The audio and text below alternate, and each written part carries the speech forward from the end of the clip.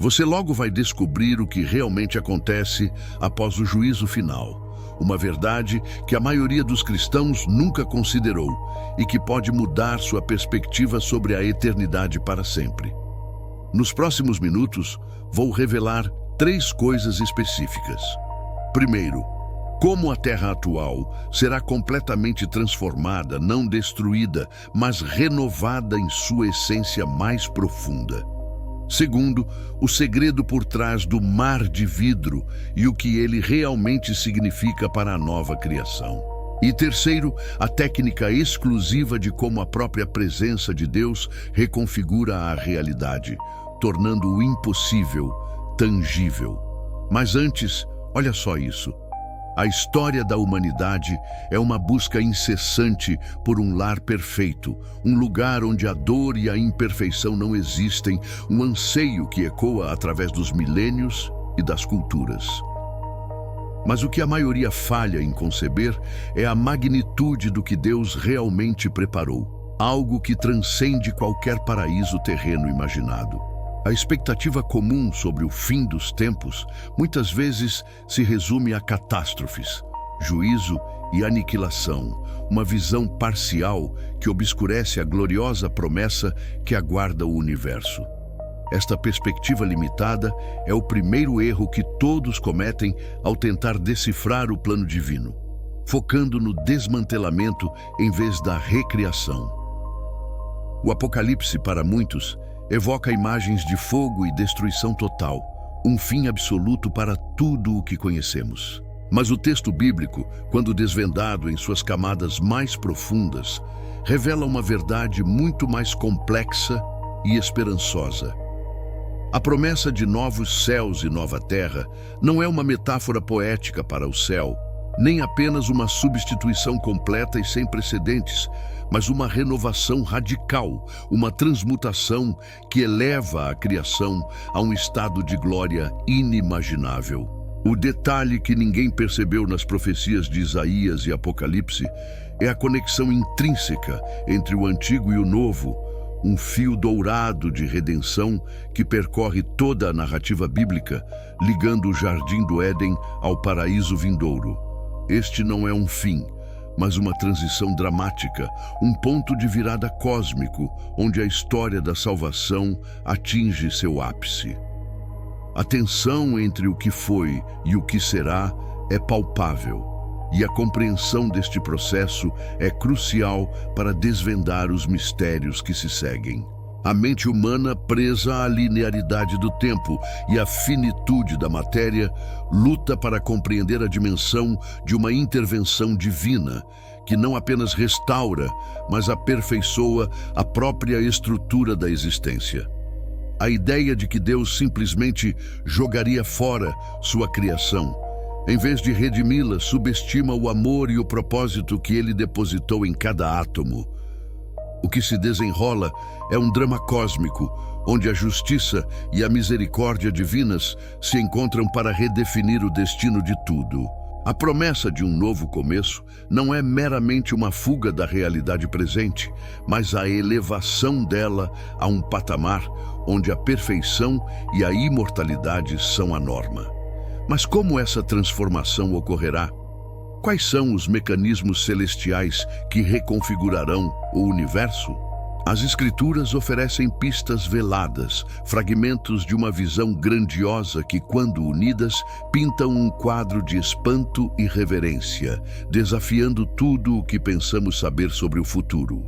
A ideia de que o universo será completamente aniquilado, reduzido a cinzas para dar lugar a algo totalmente novo, é uma interpretação que, embora popular, falha em capturar a essência da soberania divina. A verdade é que a destruição bíblica não é sinônimo de extermínio total, mas de purificação e redefinição. O fogo que consome não é para obliterar, mas para refinar, para remover as impurezas do pecado e da corrupção que mancharam a criação original. É um processo doloroso, sim, mas com um propósito glorioso, preparando o palco para uma renovação que supera qualquer expectativa. O primeiro erro que muitos cometem é confundir o fim de uma era com o fim da existência. As profecias não apontam para o nada, mas para um novo algo, uma realidade transfigurada, onde a glória de Deus se manifesta plenamente. A terra, como a conhecemos, passará por um crisol de fogo, mas emergirá purificada, como ouro refinado, apta para ser o lar de uma humanidade redimida. Esta não é uma mera substituição, mas uma elevação, um upgrade cósmico que resgata o propósito original da criação, restaurando a harmonia perdida no Éden e expandindo-a para uma escala universal. Este processo de renovação é o elo perdido que conecta as profecias do Antigo Testamento com as visões apocalípticas de João.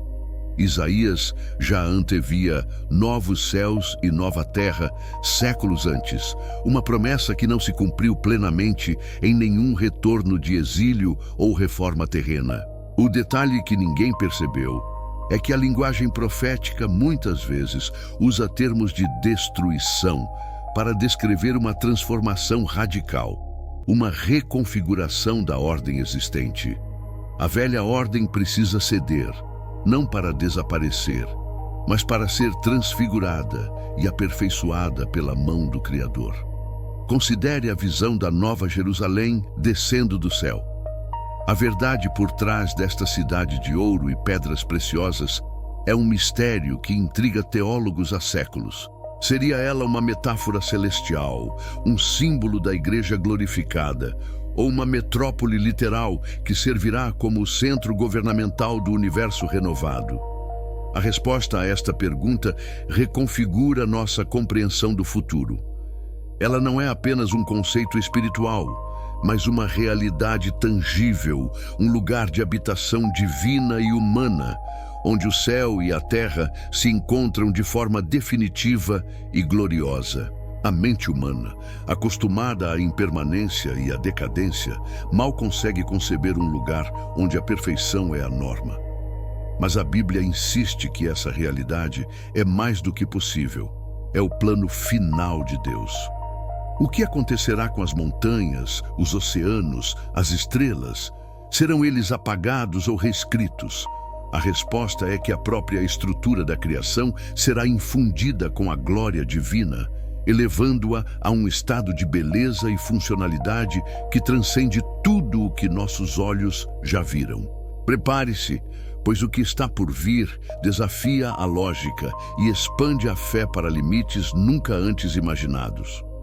A visão do mar de vidro em Apocalipse, capítulo 14, versículo 6 e capítulo 15, versículo 2, é um dos símbolos mais enigmáticos das profecias finais. Uma imagem que confunde e fascina. O que representa essa vasta extensão transparente, cristalina como o gelo, diante do trono de Deus? Seria uma barreira, um espelho ou algo completamente diferente, uma peça-chave no quebra-cabeça da nova criação? A verdade é que este mar não é um oceano comum, mas um elemento fundamental que nos revela a natureza da santidade divina e o acesso à sua presença. O detalhe que ninguém percebeu é que o conceito de um mar, no contexto bíblico, muitas vezes carrega conotações de caos e separação, uma fronteira que o homem não pode cruzar. No entanto, diante do trono de Deus, este mar é transformado. Ele se torna cristalino, límpido, um reflexo da pureza absoluta de Deus. É uma barreira que, paradoxalmente, permite a visão, mas estabelece a santidade inatingível do Criador. O mar de vidro é, portanto, o limite da santidade divina, onde a glória de Deus é tão intensa que a própria matéria se torna transparente e refulgente. Esta imagem nos remete ao Jardim do Éden, onde a comunhão com Deus era direta, mas foi interrompida pelo pecado. O mar de vidro, em sua perfeição e transparência, representa a restauração de um acesso mediado à presença divina, mas sem a mancha do pecado. Ele é como o pavimento de safira sob os pés de Deus que Moisés e os anciãos de Israel viram no Monte Sinai, Um piso que separa o terreno do celestial, mas que também permite a contemplação da glória. É o santuário final, onde a presença de Deus é a própria estrutura do ambiente. A verdade por trás da Nova Jerusalém e seu mar de vidro é que esta cidade não é apenas um local físico, mas o epicentro de uma nova ordem cósmica. O mar de vidro é a fundação sobre a qual os redimidos se apresentarão, purificados e prontos para a adoração. É um palco de louvor onde aqueles que venceram a besta e sua imagem, os que estão selados com o nome de Deus, cantam o cântico de Moisés e do Cordeiro. Não é apenas um adorno, é um componente funcional da corte celestial, um símbolo da vitória sobre o caos e da ordem divina restaurada. A magnitude da glória de Deus é tal que exige um ambiente transformado para sua manifestação plena. O mar de vidro é essa transformação em sua forma mais pura, um testemunho da capacidade divina de pegar o que é caótico e torná-lo cristalino, pegar o que é impuro e torná-lo santo. Esta não é uma visão para ser apenas admirada, mas para ser compreendida em sua profundidade teológica. Ela revela que o próprio universo será reconfigurado para refletir a santidade de seu Criador. Um lugar onde cada elemento, até mesmo o que antes representava separação, se torna um canal para a glória de Deus. A descida da Nova Jerusalém, a Cidade Santa, é um evento que reconfigura não apenas a geografia, mas a própria teologia da eternidade. Não é uma mera alegoria, mas uma realidade tangível, o centro cósmico de um universo renovado, onde Deus habitará literalmente com a humanidade. Este não é um céu etéreo, mas um novo céu e uma nova terra interligados, onde a glória divina permeia cada aspecto da existência. A cidade, com suas muralhas de jaspe e portões de pérolas, é a expressão máxima da beleza e da ordem divinas. A verdade por trás da Nova Jerusalém é que ela representa a consumação do plano de Deus para a redenção, não apenas de indivíduos, mas de toda a criação. Ela é a morada final dos salvos, mas também o trono de Deus e do Cordeiro, de onde emana a luz e a vida para todo o universo. É uma cidade que desafia as leis da física terrena, com suas dimensões perfeitas e sua composição de materiais preciosos que brilham com a glória de Deus. Sua existência é a prova de que o paraíso não é apenas um estado de espírito, mas um lugar real, preparado com meticulosa atenção divina. O que os especialistas escondem, ou talvez subestimam, sobre a ausência de templo na Nova Jerusalém, é um detalhe crucial que muda tudo. No antigo Israel, o templo era o lugar da presença de Deus, o ponto de encontro entre o céu e a terra, onde sacrifícios eram feitos para expiar os pecados. Mas na nova criação, João nos revela que não vi nela templo algum, porque o Senhor Deus Todo-Poderoso e o Cordeiro são o seu templo. Esta afirmação não é apenas uma curiosidade arquitetônica, é uma revelação teológica que redefine a própria natureza da adoração e da comunhão. Se essa revelação já te surpreendeu, imagine o que ainda está por vir. Para não perder nenhuma dessas descobertas que transformam nossa fé, deixe seu like e inscreva-se no canal e ative o sininho agora mesmo. Isso ajuda a levar essa verdade a mais pessoas que, como você, buscam entender os planos mais profundos de Deus. A ausência de templo significa que não há mais necessidade de um local físico para encontrar Deus, porque Ele mesmo está presente em toda parte, em toda a cidade, em toda a nova criação. Sua presença é o próprio santuário e a adoração se torna um modo de vida, contínuo e sem intermediários. Esta é uma mudança de paradigma monumental. O véu que separava o Santo dos Santos foi rasgado na cruz e na Nova Jerusalém essa separação é completamente erradicada. A própria presença de Deus se torna o templo, a fonte de luz e vida, a substância da adoração. Não há mais rituais, nem sacrifícios, apenas a comunhão direta e ininterrupta com o Criador. Esta é a plenitude da promessa de Deus, onde Ele verdadeiramente habitará com eles, e eles serão o seu povo, e o próprio Deus estará com eles e será o seu Deus. Um futuro que transcende toda a imaginação humana. A ausência de um templo físico na Nova Jerusalém é a maior prova de que a própria presença de Deus é o novo santuário, o centro gravitacional de uma realidade reconfigurada. Não há mais véus, nem barreiras, nem a necessidade de rituais simbólicos para se aproximar do Criador. Deus não apenas habita entre seu povo, mas em seu povo e em toda a criação, permeando cada aspecto da nova existência. Esta é a promessa da plenitude, onde a glória divina não é um evento isolado, mas a própria atmosfera da eternidade. A técnica secreta de como a luz de Deus, e não o sol, iluminará a nova criação é uma das revelações mais impactantes de Apocalipse. João escreve que a cidade não precisa de sol nem de lua, porque a glória de Deus a ilumina e o Cordeiro é a sua lâmpada. Isso não é apenas uma metáfora poética para a ausência de escuridão. É uma declaração sobre a natureza fundamental da luz na nova criação. Uma luz que é inerentemente divina, que emana da própria essência de Deus.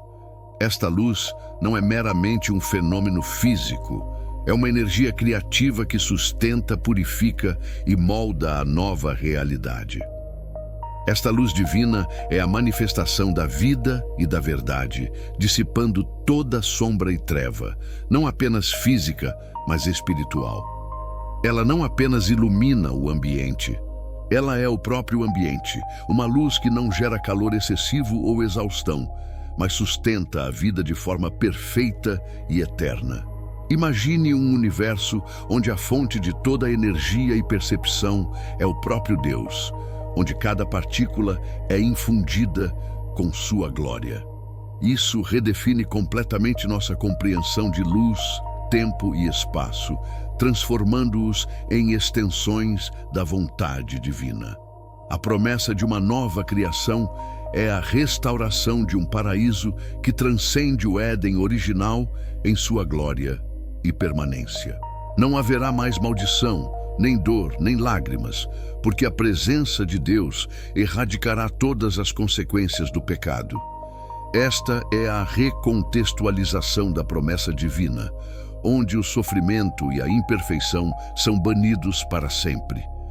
A vida eterna não será uma existência estática, mas uma jornada contínua de descoberta e adoração na plenitude da glória de Deus. A própria estrutura da realidade será infundida com a santidade divina, tornando o impossível tangível. A ausência de noite, de dor, de pranto, de morte, não são apenas ausências.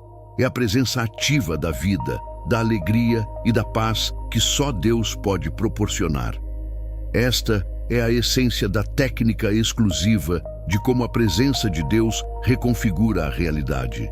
Sua glória é o catalisador, o motor e o propósito de toda a nova criação. Ele não apenas supervisiona, ele é a própria substância da eternidade. O clímax progressivo da promessa divina atinge seu ápice na erradicação definitiva da morte e da dor. Apocalipse capítulo 21, versículo 4, ressoa como um hino de vitória. Ele enxugará dos seus olhos toda lágrima. Não haverá mais morte, nem pranto, nem lamento, nem dor, pois as antigas coisas já passaram. Este não é um consolo temporário, mas uma declaração radical de que as consequências mais terríveis do pecado serão completamente desfeitas.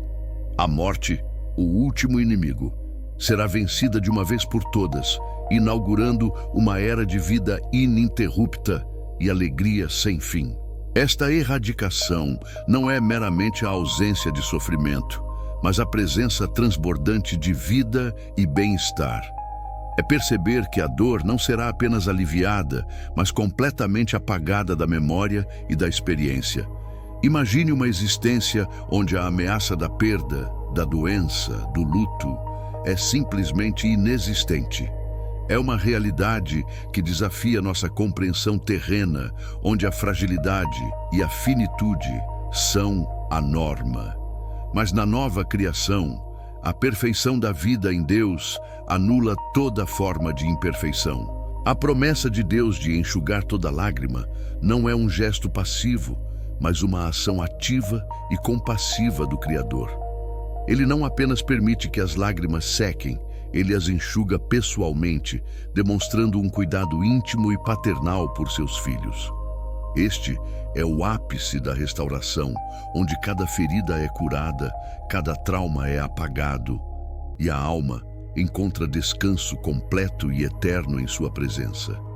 É a manifestação suprema do amor de Deus, que não apenas perdoa, mas restaura plenamente. A ausência de pranto e lamento significa que as fontes de tristeza serão removidas. Não haverá mais injustiça para chorar, nem perdas para lamentar, nem desilusões para angustiar o coração. A harmonia perfeita entre Deus e o homem e entre os próprios homens eliminará as raízes de todo conflito e mágoa. A paz que excede todo entendimento não será apenas um sentimento, mas a própria realidade que permeia cada interação e cada momento da eternidade. Esta é a essência do plano final de Deus. Não apenas salvar a humanidade do inferno, mas elevá-la a uma existência de perfeição e glória inimagináveis.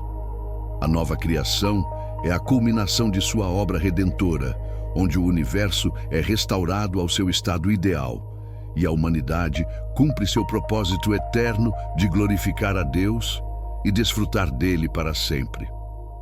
A promessa do fim da morte e da dor é a garantia de um futuro, onde a vida, em sua plenitude mais rica, será a única realidade. Acelerar o ritmo das revelações nos leva a compreender que a luz de Deus, que ilumina a Nova Jerusalém, não é apenas um substituto para o sol, mas uma energia criativa que sustenta e molda a nova realidade. Esta luz é a própria essência da glória divina, uma força vital que permeia cada aspecto da existência, reconfigurando a matéria, o tempo e o espaço de maneiras que nossa mente limitada mal pode conceber. Ela é a fonte de toda a beleza, cor e vida, uma energia que não se esgota, mas se expande eternamente. A maneira que Deus opera não é um truque mágico, mas a manifestação de sua onipotência e onipresença. Esta luz é a própria presença de Deus em ação, uma força que mantém o universo em perfeita ordem e harmonia. Ela é a luz da vida, que nutre e sustenta, e a luz do conhecimento, que revela a verdade em sua plenitude. Em um universo iluminado por Deus, não há escuridão para esconder o mal, nem ignorância para obscurecer a sabedoria. A restauração da natureza e dos relacionamentos a um estado de perfeição que supera o Éden. A nova terra não será um deserto, mas um jardim exuberante onde a flora e a fauna florescerão em uma harmonia perfeita, sem a ameaça de predação ou decadência. Os rios de água da vida fluirão do trono de Deus, as árvores da vida produzirão frutos a cada mês, e as folhas servirão para a cura das nações. Esta é a natureza em sua forma mais gloriosa, refletindo a perfeição de seu Criador. Mais do que isso, os relacionamentos serão restaurados à sua forma ideal. Não haverá mais inveja, ciúme, discórdia ou mal-entendidos. A comunhão será perfeita, baseada no amor ágape de Deus, onde cada indivíduo se regozija na presença do outro e na glória do Criador. As famílias serão unidas em amor eterno, e a comunidade dos santos experimentará uma unidade que transcende todas as barreiras terrenas. Esta é a plenitude da vida em sociedade, onde o amor é a lei suprema. Preparar a resolução final nos leva a contemplar a magnitude do plano de Deus. Ele não apenas redime o homem, mas redime o universo inteiro, elevando-o a um estado de glória que reflete sua própria majestade. A nova criação é a prova de que o propósito de Deus para o universo é a vida, a beleza e a comunhão eterna, e que Ele tem o poder de realizar tudo o que prometeu. Esta é a visão final da esperança, onde cada promessa divina se manifesta em uma realidade deslumbrante. A resolução explosiva da narrativa nos leva a um entendimento crucial. A nova terra não é simplesmente um retorno ao Éden, mas uma evolução, um paraíso encontrado e grandemente expandido. O Éden foi um protótipo, um vislumbre da intenção de Deus, mas a nova criação é a versão final, aperfeiçoada e glorificada, livre de qualquer possibilidade de queda. É um universo que não apenas recupera a inocência perdida, mas avança para um estado de glória e estabilidade eternas, onde a presença de Deus é a garantia de sua perfeição.